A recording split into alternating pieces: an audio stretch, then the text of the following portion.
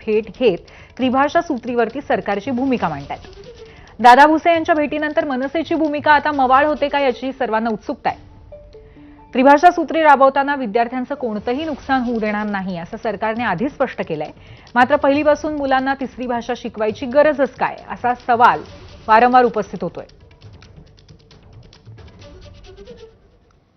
दरम्यान या बैठकीआधी दादा भुसे यांनी काय प्रतिक्रिया दिली आपण पाहूयात।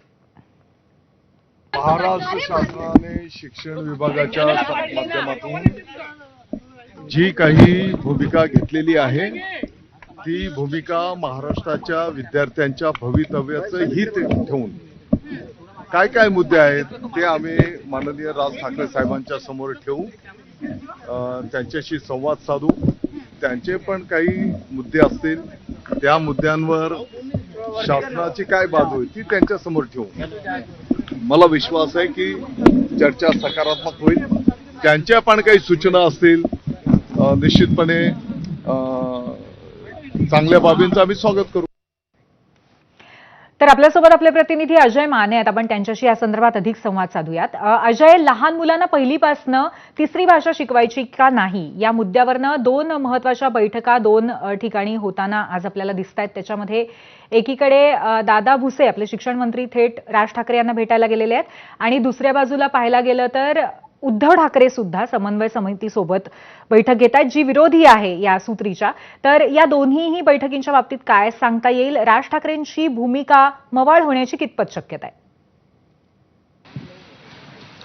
पूर्वी आपण जर पाहिलं तर दोन भेटींमध्ये आपण चर्चासत्र जर बघितलं तर आता ही एक भेट जी आहे ती राज ठाकरे यांच्या निवासस्थानी शिवतीर्थ या ठिकाणी जी ती पार पडते।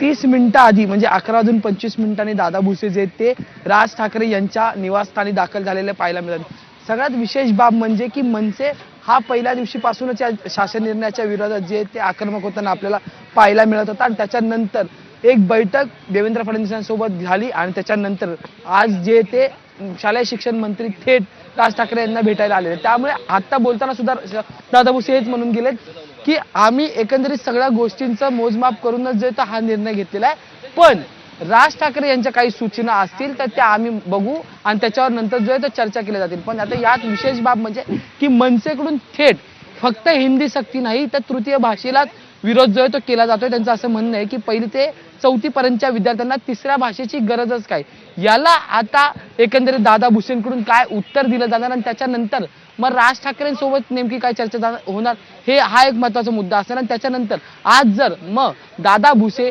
यांच्याकडून राज ठाकरे यांच्या संपूर्ण ज्या शंका असतील किंवा जे विरोध असेल त्याचं निरासन झालं तर मग राज ठाकरेंची भूमिका मवाळ होणार का, हा पहिला महत्त्वाचा मुद्दा असेल। आता दुसरा मुद्दा म्हणजे की दुसरीकडे आता उद्धव ठाकरे यांच्या निवासस्थानी आणखी एक बैठक सुरू झालेली आहे।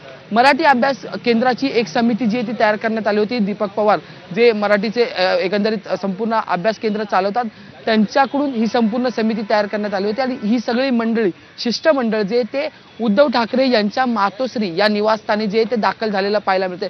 आपण जर पाहिलं तर मराठी अभ्यास केंद्राकडून संपूर्ण नेत्यांना जो आहे तो संपर्क करण्याचा प्रयत्न सुरू आहे आणि मराठी शाळेत किंवा मग मराठीपेक्षा इतर भाषा शिकण्याची गरज काय या अनुषंगाने संपूर्ण नेत्यांसोबत चर्चा करण्याचा प्रयत्न सुरू आहे आणि त्याच्यात आज दोन्ही ठाकरे बंधू या मुद्द्यावर चर्चा करताना आपल्याला पाहायला मिळतात। त्यामुळे उद्धव ठाकरे 1 वाजता पत्रकार परिषद घेऊन त्यांची नेमकी या संपूर्ण प्रकरणावर भूमिका काय हा एकंदरीत ते समोर मांडतील। पण यात विशेष बाब म्हणजे की मराठी अभ्यास केंद्राची जी समिती आहे त्यांच्याकडून संपूर्ण माहिती आणि हे का चुकीचं किंवा ह्याला विरोध का केला जातोय याची सगळी माहिती जे ते आज उद्धव ठाकरे यांना देताना पाहायला मिळतील।